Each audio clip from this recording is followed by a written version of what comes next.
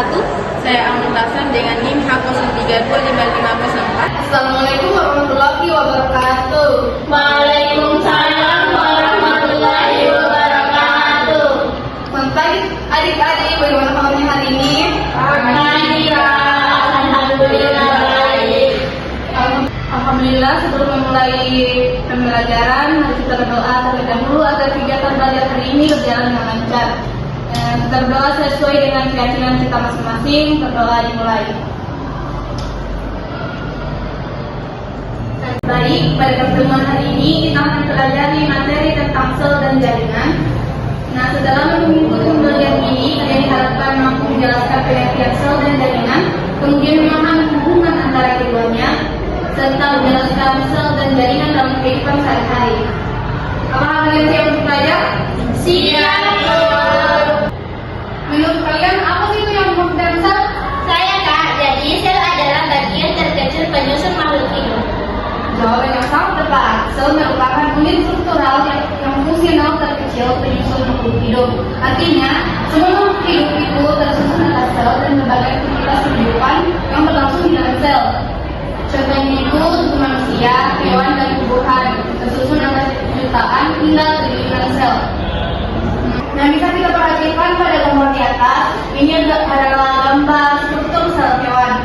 Nah, sel hewan itu adalah contoh sel eukariotik yang kompleks, yang terdiri dari berbagai organel yang bekerja bersama seperti pabrik mikrob. Nah, sel memiliki beberapa bagian penting. Siapa yang pernah mendengar istilah membran sel, sitoplasma, atau inti sel? Saya Kak. Saya pernah mendengar tentang inti sel. Bagus. Kemudian bagian-bagian utama sel antara lain yaitu adapun bagian-bagian utama sel yaitu membran sel yang berfungsi melindungi sel dan mengatur keluar masuknya zat. Kemudian ada sitoplasma yang sebagai tempat berlangsungnya berbagai aktivitas sel. Inti sel yang berfungsi sebagai pengatur seluruh aktivitas sel. Nah, selain itu ada organel sel dan fungsinya seperti mitokondria yang berfungsi sebagai pembangkit tenaga sel yang menghasilkan energi ATP melalui respirasi seluler. Kemudian ada badan Golgi berfungsi untuk memodifikasi, mengukir, dan mengemas protein untuk diekspresikan. Yang terakhir itu ada ribosom. Ribosom ini organel sel kecil yang menjadi tempat terjadinya sintesis protein dalam sel. Nah, sekarang kita lanjut ke bagian kedua yaitu jaringan. Nah, menurut kalian apa yang dimaksud dengan jaringan? Saya Bu. Jadi jaringan adalah sekumpulan sel yang memiliki fungsi dan bentuk yang sama. Benar sekali. Jika sel-sel yang sejenis berkumpul dan bekerja sama melakukan fungsi tertentu, maka terbentuklah. Pada hewan dan manusia terdapat beberapa jenis jaringan. Ada yang tahu? Jaringan otot Kak.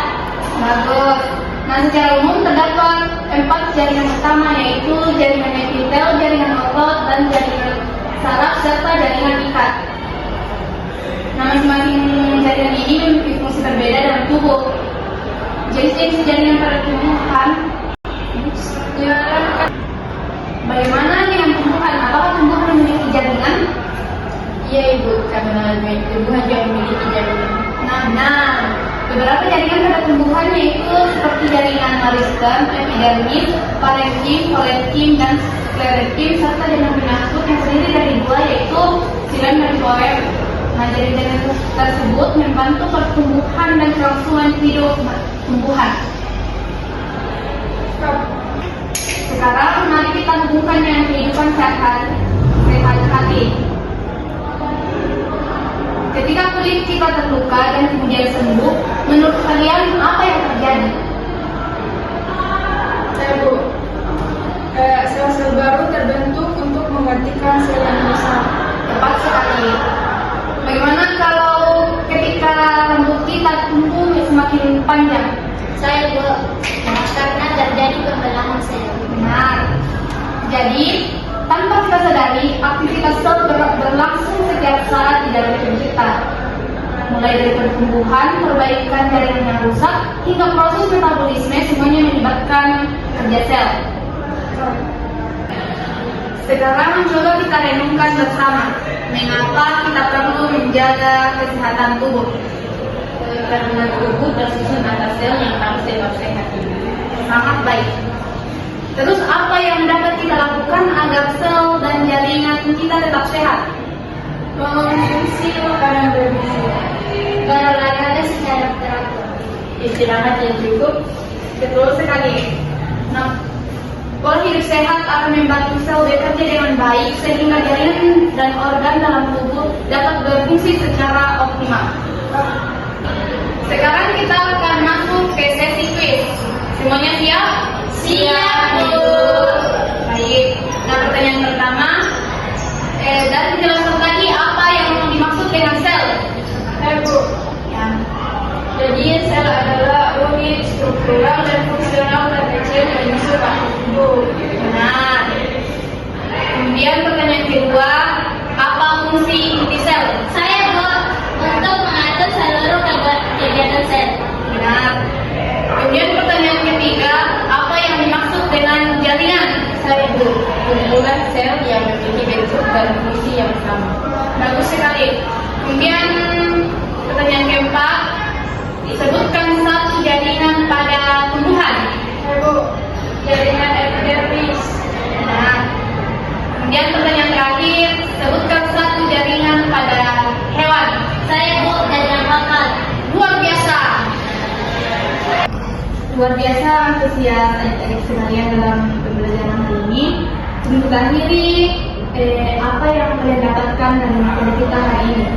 Bu, jadi yang saya dapatkan dalam pembelajaran hari ini yaitu pengertian sel, yaitu sel adalah unit terkecil penyusun makhluk hidup. Saya, Bu, jadi sel memiliki bagian-bagian seperti membran sel, sitoplasma, dan inti sel yang memiliki fungsi masing-masing. Saya Bu, jaringan adalah kumpulan sel yang memiliki fungsi yang sama, yang membentuk organ dan kemudian sistem organ dan akhirnya membentuk organisme. Bagus sekali. Jadi dari materi kita hari ini dapat disimpulkan bahwa sel merupakan unit dasar kehidupan, sedangkan jaringan adalah kumpulan sel yang mempunyai fungsi yang sama.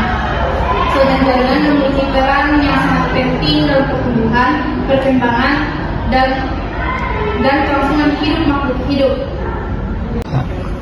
Terima kasih atas perhatian dan partisipasi adik-adik hari ini. Terima kasih, Bu.